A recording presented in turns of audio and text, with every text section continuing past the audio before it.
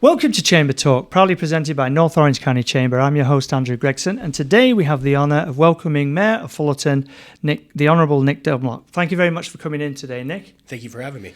It's a great pleasure, and just before we dive in, I just wanted to give a quick shout out to Joe Linz, who's the President and CEO of Century 21 Discovery here in Fullerton, as Joe's generously offered his conference room up for us here, as our place is still getting renovated after the fire we had in April. So an easy introduction, just so everybody knows who you are.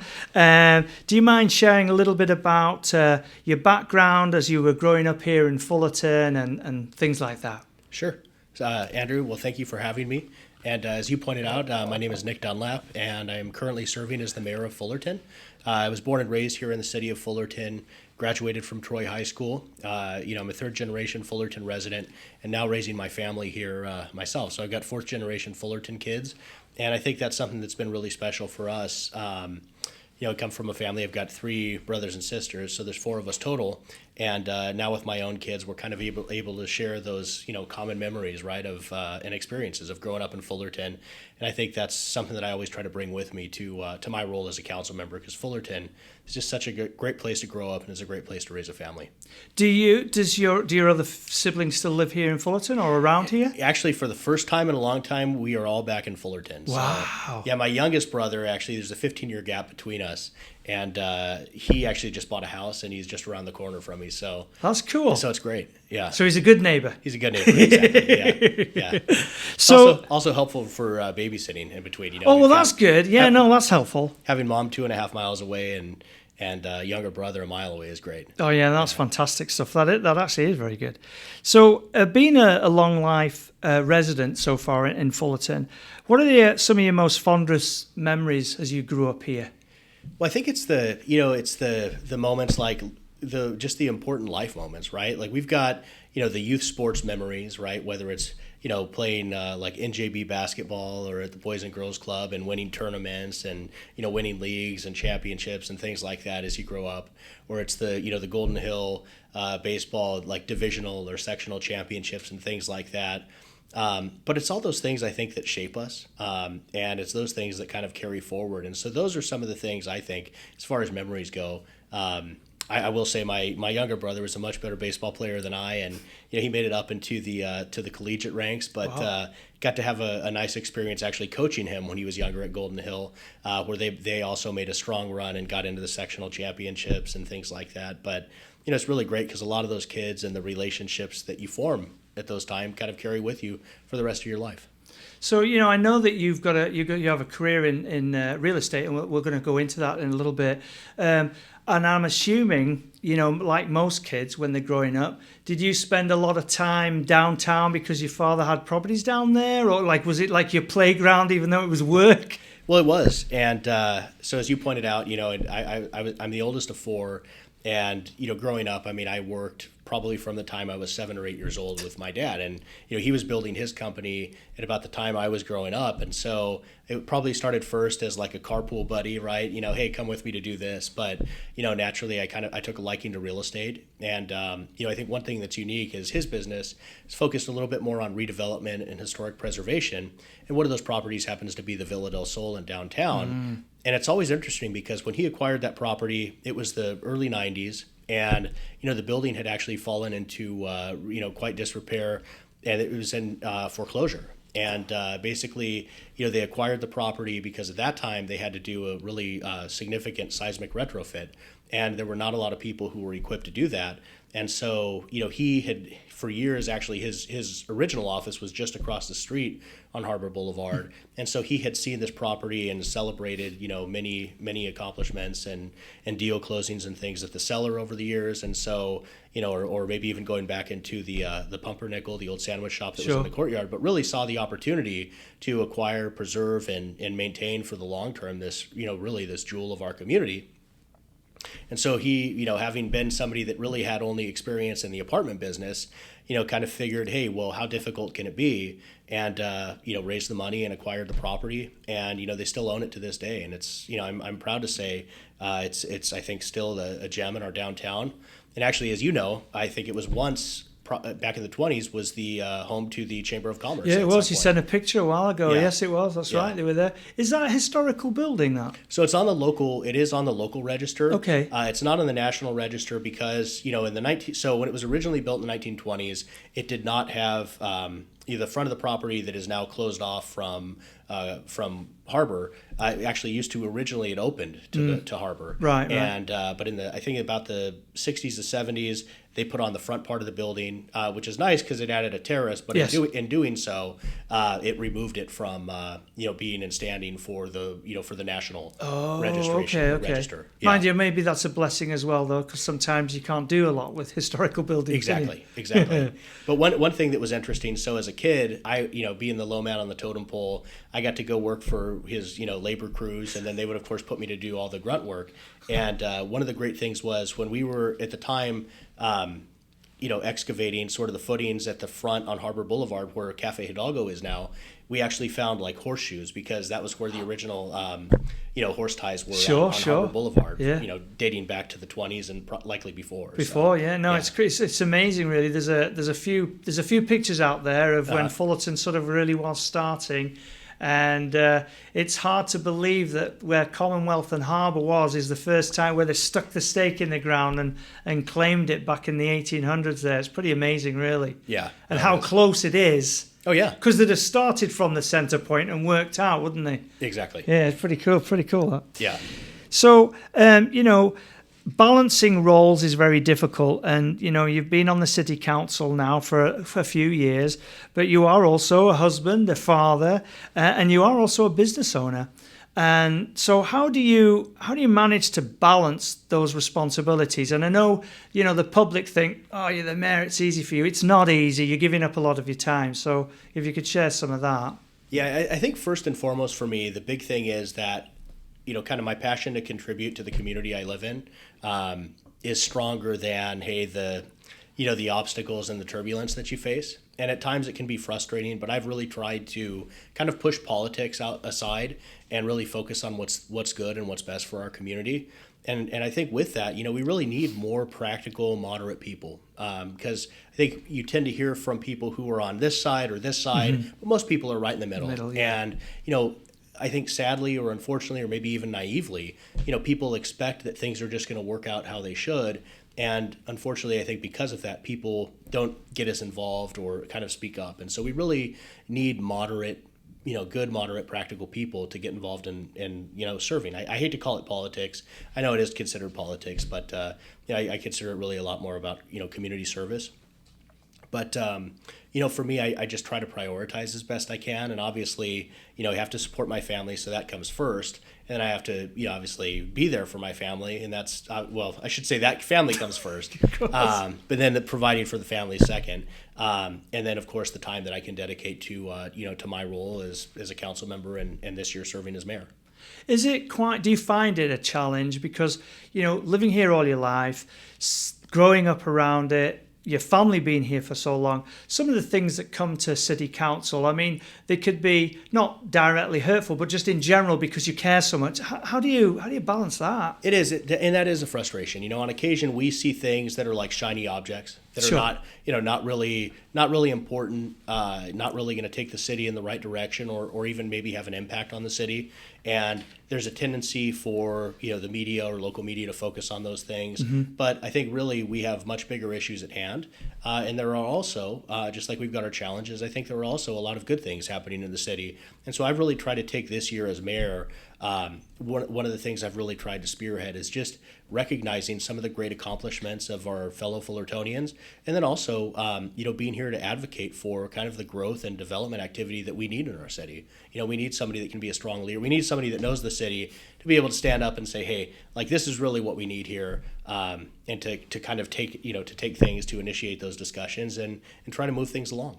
That's really nice, and I'm sure that at times there are serious challenges that you do take home. But you did mention just then about giving back to the community and recognising things that people do in Fullerton. I've noticed, especially this year during your mayorship, you actually have awarded a lot of things to the school kids and things. You want to share a little bit about that? Sure. So, and this is not just a elementary or high school thing, but I know we were able to recently recognize a group of students from the Fullerton School District who won a National Speech and Debate Awards. We were very supportive of the recent tiny home project that Nicholas Junior High launched, which was really a one-of-a-kind project, and that was something I kind of tried to spearhead some additional fundraising for them so that they can continue that project and do another one next year, which is their intention. So we were able to recognize those kids and also the faculty for their leadership efforts there. But then, of course, obviously the feel-good stuff like some of the championships that our teams have won. The Fullerton Tribe softball team has won some CIF championship, and we were able to recognize them. Also, Fullerton Tribe baseball team, similar thing. They won the CIF for baseball as well, I think year before last, and we were able to recognize them. And I guess in terms of former Fullerton residents, we were able to recognize Mike Lorenzen, who's now pitching for the Rangers in the major leagues, but threw a no-hitter last year in his first start for the Phillies. And so, he's somebody who went through Fullerton High School and then pitched for Cal State Fullerton. So it was great that he, was such a humble guy. Not only did he come back, but he stayed for about 2.5 to 3 hours signing autographs and taking pictures with all the kids and parents that were there. So it's really great to see that. Yeah, it is. That really is nice. It sort of brings it home because Fullerton is a large city. Has 150, 140 odd thousand residents in it. It's not the smallest city around here. And to bring that community thing in isn't that easy, is it? Because you're trying to do a lot of different things there. Oh, yeah. Yeah, and one thing I will say, I'll also point out, we were able to recognize recently Mike Ness, who is the founder and frontman of Social Distortion, who's a very famous punk rock band that started here in Fullerton. Yeah. And it's interesting, that's kind of morphed into now an exhibit that's going to be taking place at the Fullerton Museum Center. Oh, nice. I think it's April of 2025 it's going to start, but you kind of look around and you see like Fullerton is such a special, unique place. Even, we've got obviously the great baseball stories of, from Little League to college. We've got great music, with punk rock and also Fender guitars, and there's just so much. Yeah, no, there is. There really is. And it's nice to bring it all back in sometimes to make people realize how proud they could be of where they live. Exactly. Yeah, proudness brings a lot to the place. Talking about, you mentioned there about schools and things, and I'm sorry I wasn't trying to trick you there. It was just a good lead in. With us being an older city, one of the things is we have to get sustainability for the city itself because, things do break down, they have to be fixed and things like that. And we'll talk about things like that in a moment. But what are your ideas on sustainability? Because it's not just a quick, easy fix and say, yeah, let's up taxes. It's not like that. What's your feeling about it? Well, I think you kind of have to approach it from both sides, right? Like you have to focus on the revenue side and you also have to focus on the expense side.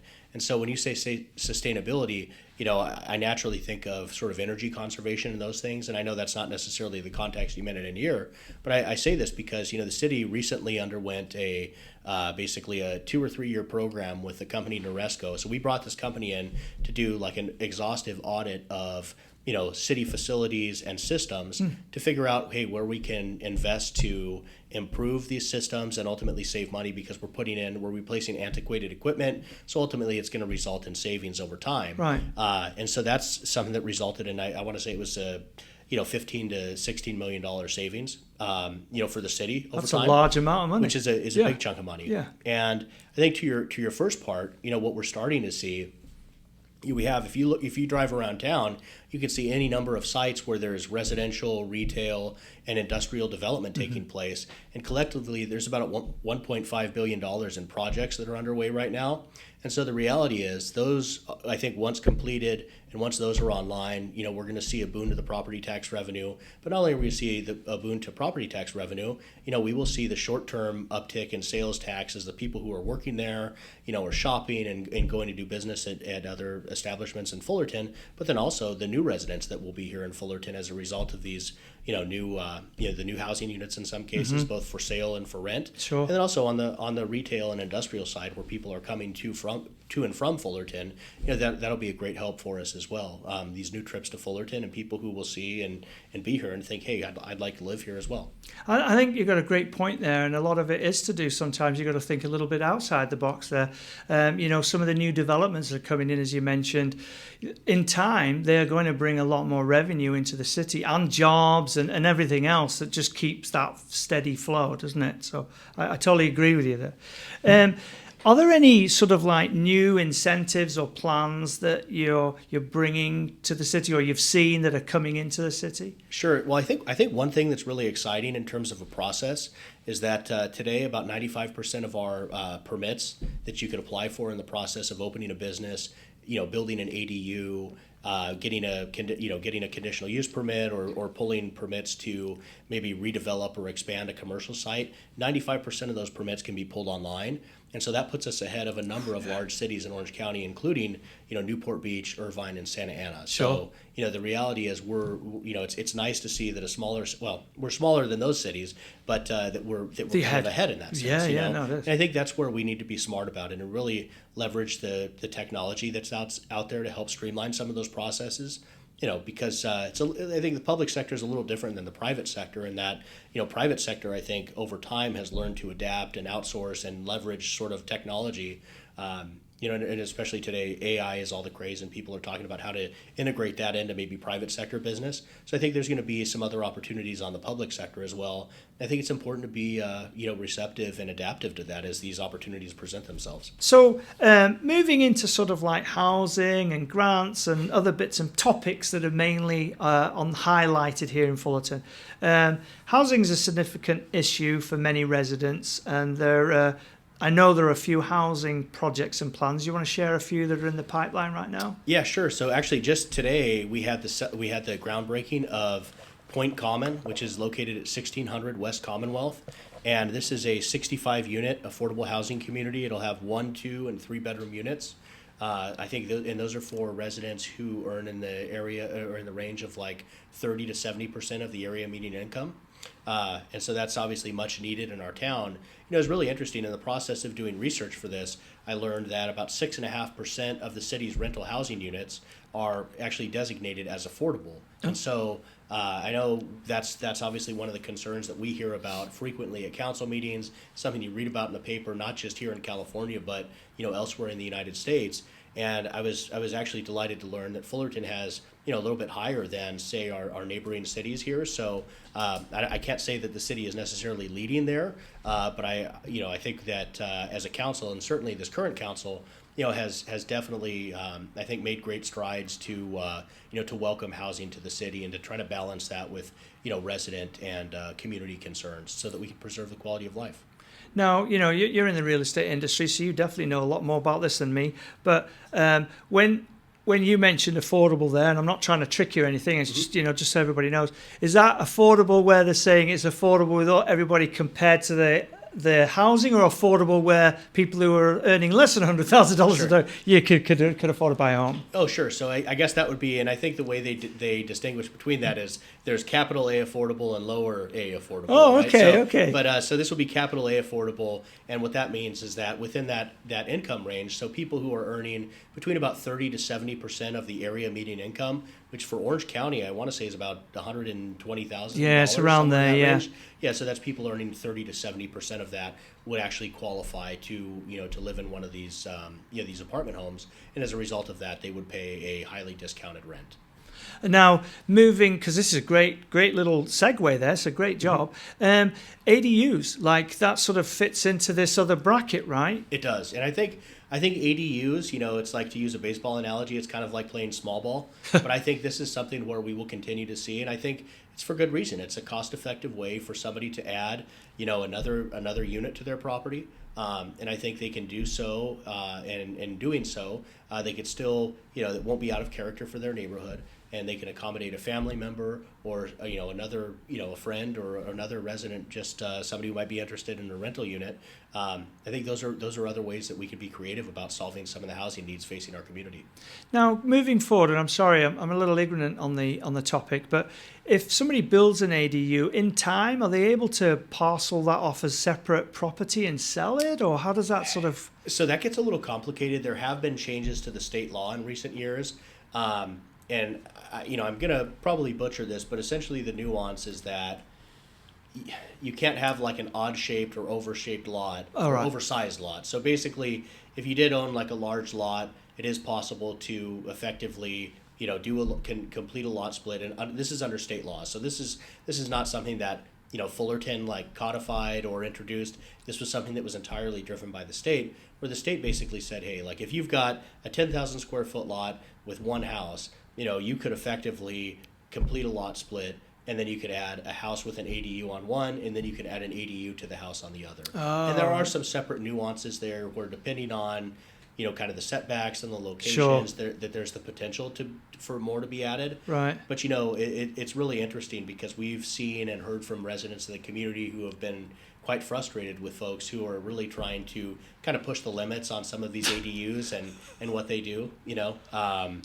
Well, it can really infringe. It can infringe on your own yard, like on the other neighbor. Sure. It might be now suddenly got no sunlight. I mean, exactly.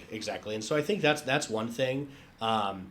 We've got I think there's under 200 ADUs that have actually been built in the city of Fullerton. Oh, wow, that's quite a lot. So it's not there haven't been a lot, but at the same time there's more than a little. Sure. And so I think there's an opportunity there, and I think the city was pretty good about putting in place some key rules and protections to make sure that neighborhoods and neighboring homeowners were not negatively affected by it. That's good. That's good to hear. And I'm sure, for ADUs, it's a little bit more complicated. So that's not necessarily you're going to be jumping online to figure those permits out. You probably have to go down to the city with some serious planning there. Exactly. I mean, still good. I'm glad about that. So can you tell us a little bit about any grants or additional resources that maybe it's whether it's supporting the housing or community development or other economic development things for the city? Yeah, sure. So the city gets federal funding for a number of different programs and is able to kind of secure the funding and then allocate to local nonprofits. And so we actually just went through this cycle. And so part of these funds come from some come from HUD, some come from which through the Community Development Block Grant program. And so there's actually a separate committee that kind of allocates and determines how those funds will be allocated. They go through a comprehensive interview process, and they really do a good job doing that, kind of vetting the different, because people will compete for these grants. Sure. And so this committee essentially vets the grants and then makes their recommendation to the council. So we're ultimately able to review and approve. And I think we had a pretty good cycle this year. I think one project in particular in town that always gets some additional funding is the City Lights project, which is it's an affordable housing community that's down on Commonwealth, just kind of next to the post office there. But that's one where the city helps fund some social services that are provided to residents, and that's funded through those funds. Right. Yeah. Well, that's good. I mean, that's nice to hear that they're still giving out money, isn't it? Mm-hmm. Yeah. Hopefully that continues for a little while. Yeah.